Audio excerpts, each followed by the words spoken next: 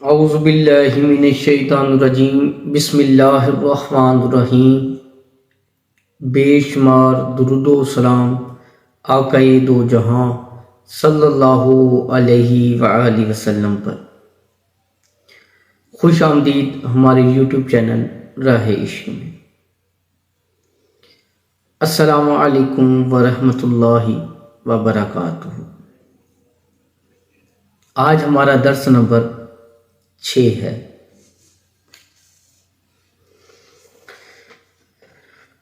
خوش رہ ہمارے اچھے جنون والے عشق، اے ہمارے تمام بیماریوں کے طبیب، اے ہمارے تکبر اور عزت طلبی کی بیماریوں کی دوا، تو ہمارا افلاطون اور جاننوس ہے۔ مولانا صاحب یہاں پہ یہ بتانا چاہ رہے ہیں کہ عشق ہی ایک ایسی چیز ہے جو تکبر اور عزت طلبی، حسد، کینہ، یہ جتنی بھی روحانی بیماریاں ہوتی ہیں ان کا جو علاج ہے وہ در حقیقت عشق کے ساتھ ہی ہے۔ تو وہ اس لیے کہہ رہے ہیں خوش رہے ہمارے اچھے جنون والے عشق۔ جنون جتنا ہوتا ہے عشق اتنا ہی مضبوط ہوتا جاتا ہے۔ جنون عشق سے بڑھ کر روحانی بیماریوں کا کوئی معالج نہیں ہے۔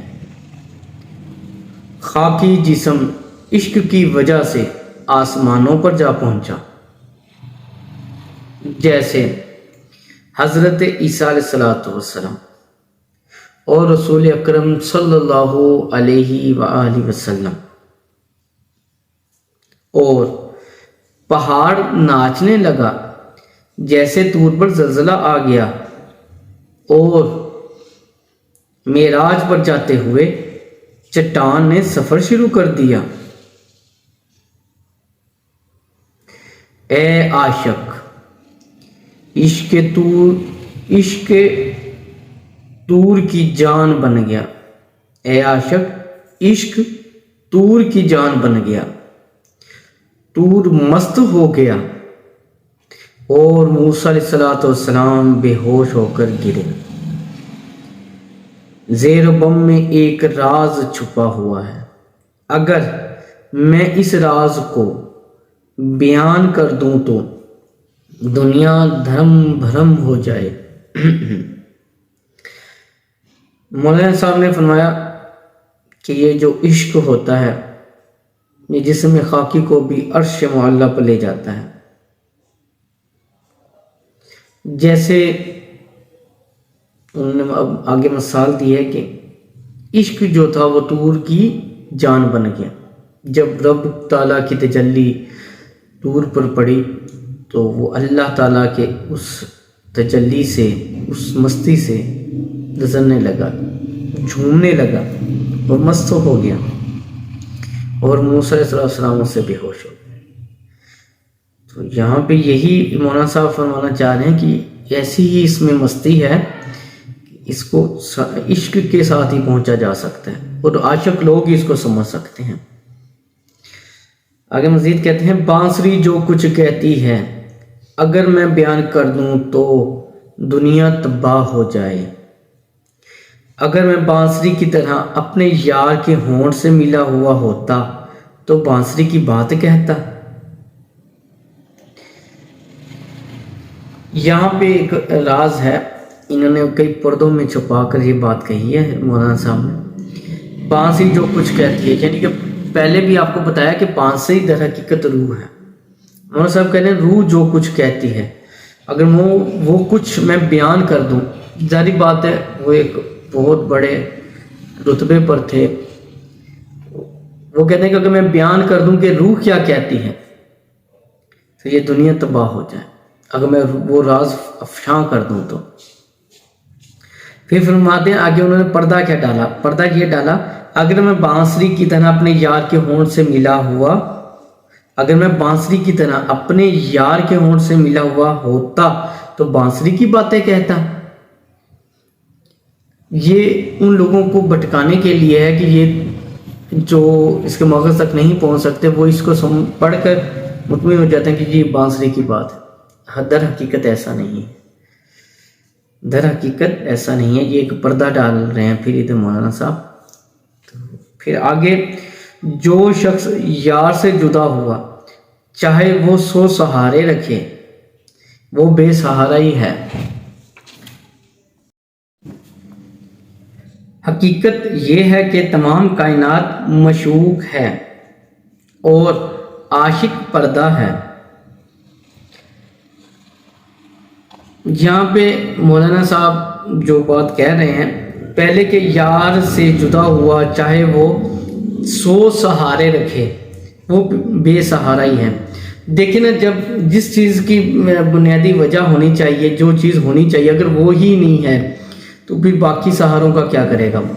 مین چیز ہی سہارا خداوندی ہے، وہ عشق ہے، وہی چیز ہوگی تو سب کچھ ہوگا نا.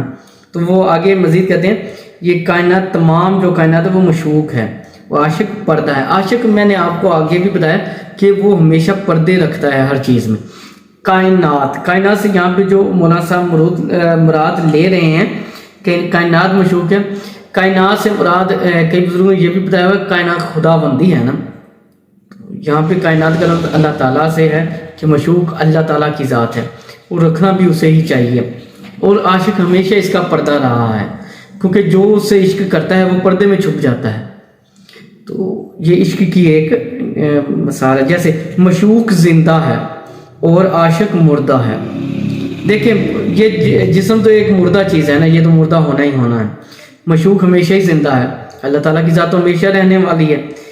تو آگے مولانا صاحب کہتے ہیں، جب رحمت خداوندی بندے کے شامل حال نہ ہو تو وہ بے بالوں پر کا پرندہ ہے.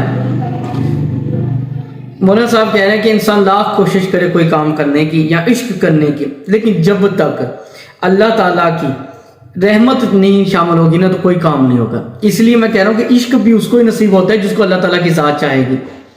تو عشق حاصل کرنے کے لیے بھی اللہ تعالیٰ کی ذات کی رضا چاہیے.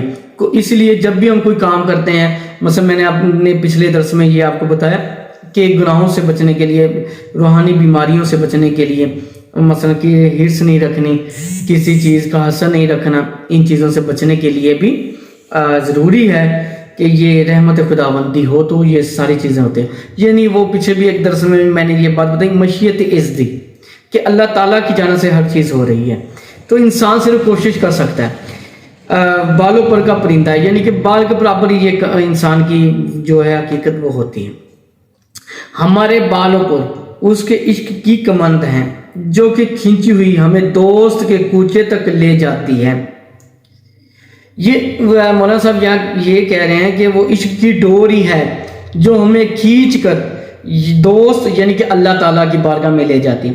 عشق کی ہی وہ چیز ہوتی ہے. اکثر لوگ دیکھیں جن کو عشق ہو جاتا ہے نماز سے، آپ نے اکثر دیکھا ہوگا، آپ میں سے بھی بہت سارے لوگ ہوں گے جن میں یہ نیچر ہوگی، وہ کہتے ہیں کہ یار نماز سے ایسا عشق ہو گیا، نماز نہ پڑھے تو سکون نہیں ہوتا، نماز نہ پڑھے تو دن نہیں گزرتا، دل نہیں لگتا، طبیعت خراب رہتی ہے، طبیعت بوجھل ہو جاتی. تو یہ میرے کیا ہے، یہ یہی ہے عشق، یہ عشق کی منازل ہے نا. تو اس میں اس طرح ہو رہا ہے، تو وہ دوست کے کوچے تک لے جاتی ہے. آگے بتاتے ہیں مولانا صاحب، وہ کہہ رہے ہیں کہ میرے دوست کا نور میرا ساتھی ہے اور دائیں بائیں اوپر نیچے توق اور تاج کی طرح میرے سر اور گردن پر ہے. دوست کا نور اللہ کا نور، جس طرح آپ کو پہلے بھی بتایا کہ اللہ تعالیٰ کا جو نور ہے، مولانا صاحب یہاں کہہ رہے ہیں کہ وہ میرے دائیں بھی ہے بائیں بھی ہے، میری گردن کے توق کی طرح میرے گردن پر بھی ہے، یعنی پھندے کی طرح میرے گردن کے گرد بھی لپٹا ہوا ہے. عشق چاہتا ہے کہ اسے ظاہر کر دیا جائے، مگر تیرا آئینہ زنگ آلود ہو تو وہ اس تجلی کو کس طرح قبول کر سکتا ہے. مولانا صاحب کہنے ہیں کہ عشق کو اگر ظاہر کر بھی دیا جائے تو وہ آئینے تک کس طرح ظاہر ہوگا. ایک مثال ہے کہ آئینہ اگر گرد آلود ہے تو اگر ہم اس میں اپنی شکل دیکھنا چاہیں گے تو شکل نظر آئے گی؟ کبھی بھی نظر نہیں آئے گی. تو اس کے لیے کیا کرنا ہوگا؟ آئینے کو صاف کرنا پڑے گا. تو یہی باطنی آئینہ ہے ہمارا، دل ہمارا آئینہ ہے، ہمارے اعمال ہمارا آئینہ ہے، ہمارے اپنے اعمال ٹھیک ہونے چاہیے، ہم نے کسی کا حق نہ کھایا ہو، کسی حسد نہ ہو، ہمارے اندر ہرس نہ ہو، یہ چیزیں ہماری روحانی بیماریوں سے ہم پاک ہونا شروع ہو جائیں تو ہمارا باطنی جو ہے آئینہ وہ پاک ہونا شروع ہو جائے گا، صاف ہونا شروع ہو جائے گا۔ یہاں پہ یہ مراد ہے کہ وہ نور کی تجلی کس طرح پڑ سکتی ہے، پڑے گی اس وقت جب آئینہ صاف ہوگا۔ ہم شیشے میں شکل اس وقت ہی دیکھ سکتے ہیں جب آئینہ صاف ہوگا۔ تو جانتا ہے کہ تیرا آئینہ عکس کو قبول کیوں نہیں کرتا۔ مولانا صاحب کہہ رہے ہیں کہ تم بہتر جانتے ہو کہ تمہارا جو آئینہ ہے اس سے مراد تمہارے اعمال کیسے ہیں جس کی وجہ سے دل میں نور پیدا نہیں ہو رہا۔ دیکھیں اس لیے بزرگان دین کہتے ہیں کہ محاسبہ کیجیے، اپنا جتنا محاسبہ کر سکتے ہیں اتنا محاسبہ کیا کریں، ایک ایک قدم کا محاسبہ کیا کریں۔ تو یہ محاسبہ ہی اصل میں ہوتے ہیں، یا پھر مولانا صاحب یہی کہتے ہیں کہ انسان جب محاسبہ کرتا ہے اسے معلوم ہو جاتا ہے کہ میرے اندر کیا برائی ہے، میں کہاں غلط ہوں، تو میں اس غلطی کو کس طرح دور کروں۔ وہ غلطیاں دور ہوں گی تو آئینہ صاف ہونا شروع ہو جائے گا۔ جب آئینہ صاف ہوگا تو نور ایٹومیٹکلی ہمارے دل میں اللہ تعالیٰ کا آ جائے گا۔ تو یہ حقیقت ہے اس چیز کی جو میں آپ کو بتا رہا ہوں۔ تو آگے کہتے ہیں کہ اس لیے اس سے زنگ دور نہیں ہوا۔ تو جانتا ہے کہ تیرا آئینہ عکس کو قبول کیوں نہیں کرتا، اس لیے کہ اس سے زنگ دور نہیں ہوا۔ اس کی تشریح میں اب آپ کو بتا چکا ہوں ابھی۔ وہ آئینہ جو زنگ اور میل سے دور ہے وہ خدا کے نور کے آفتاب کی شعاؤں سے بھرا ہوا ہے۔ دیکھیں مولانا صاحب کہتے ہیں جو زنگ اور میل سے دور ہے، جو آئینہ، اب زنگ آلود میں آپ کو بتا چکا ہوں کیا ہے، ہماری روحانی بیماریاں ہیں، کسی کا حق کھانا، کسی کا دل توڑنا، ہرس، حسد، کینہ، یہ سب جتنی بھی چیزیں، غیبت کرنا، یہ سب کیا ہے، یہ زنگ اور میل ہے جس نے ہمارے آئینے کو گندا کیا ہوا ہے۔ تو کہتے ہیں کہ اگر یہ دور ہو جائے چیزیں تو وہ خدا کے نور کے آفتاب کی شعائیں اپنے دل پہ محسوس کرے گا۔ اب مولانا صاحب یہ کہنے تو وہ شعائیں جب دل پر بھی پڑتی ہیں تو پھر وہ ظاہری بات ہے، پھر انسان نکھر جاتا ہے نا، پھر وہ عشق کے منازل طے کرتا ہے، پھر اسے محسوس ہوتا ہے۔ انسان عاشق اس چیز کا ہوتا ہے جو اسے سب سے زیادہ خوبصورت ہو، تو اللہ کا نور تو سب سے ہی زیادہ خوبصورت ہے، تو ظاہری بات انسان عاشق ہو جاتا ہے، لیکن اس کے لیے ضروری ہے کہ ہمارے جو دل ہیں ان روحانی بیماریوں سے پاک ہوں۔ تو اسی لیے جب پہلے تو ہمیں یہ عمل کرنے چاہیے نا، جب ہم ان کاموں پر جو باتیں میں نے اب بتائی ہیں ان کاموں سے بچنا شروع ہوں گے، اپنے اعمال کو درست کریں گے، تو پھر ہمارے دل میں جو نور پیدا ہوگا ہم اس کے عاشق ہو جائیں گے۔ پھر عشق جس منزل پہ پہنچائے عقل نو خبر نہ ہوئے، تو وہ بات آ جاتی ہے نا پھر یہاں پہ، پھر عقل کو بھی محسوس نہیں ہوتا کہ عشق کہاں پہ جا رہا ہے، یہ اصل بات ہے۔ پھر آگے مولانا صاحب کیا کہہ رہے ہیں، جا اس کے رخ کو زنگ سے صاف کر، پھر حقیقت کو دل کے کان سے سن، تاکہ تو پانی اور مٹی کے خول سے باہر آ جائیں، اور روح کو راستہ دو اور شوق کے راستے پر چلو۔ مولانا صاحب کہہ رہے ہیں کہ اپنے دل کو پہلے صاف کر لو اس زنگ سے جیسا میں نے بتایا، پھر کیا کہتے ہیں، پھر کہتے ہیں کہ دل کے کان سے سن لو، پھر کہتے ہیں کہ پھر غور و فکر اور ہونا چاہیے۔ پھر جب انسان عشق کی منزل پر جاتا ہے نا تو پھر یہ جو دل ہے اس کو پھر حاضر ناظر رکھنا ہے ہر موقع پر، وہی محاسبے والی بات آ گئی۔ تو پانی اور مٹی کے خول سے باہر آ جائے، دل کے کان سے سن تاکہ تو پانی اور مٹی کے خول سے باہر آ جائے، کا مطلب یہ ہے کہ جسم سے باہر آ جا، روح کے راستے، روح کو راستہ دو۔ آگے وہ مزید کہیں روح کو راستہ دو، کیا راستہ ہے؟ راستہ یہی ہے کہ اس جسم سے باہر نکلنے کی کوشش کرو، اپنی روح کو طاقت دو۔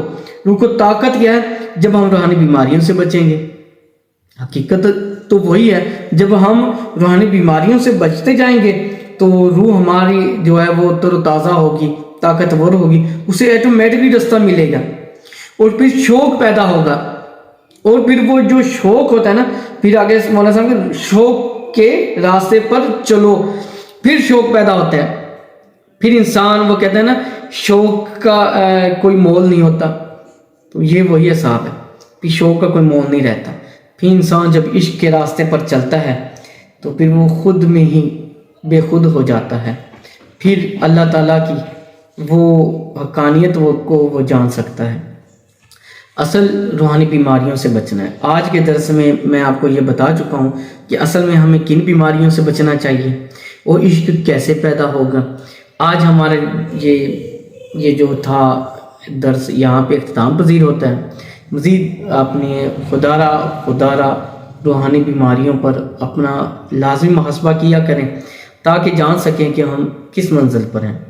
میرے ان درسوں کو نہایت توجہ سے سنیں، کیونکہ میں نہایت ہی مختصر اور جتنا گہرائی میں جا کر آپ کو آسانی سے بیان کرنے کی کوشش کرتا ہوں وہ میں ہی جانتا ہوں یا آپ جان رہے ہیں، کیونکہ اصل میں مثنوی شریف فارسی میں ہے، تو میری کوشش ہوتی ہے کہ میں اس کو مزید آسان کر کے آپ تک پہنچاؤں۔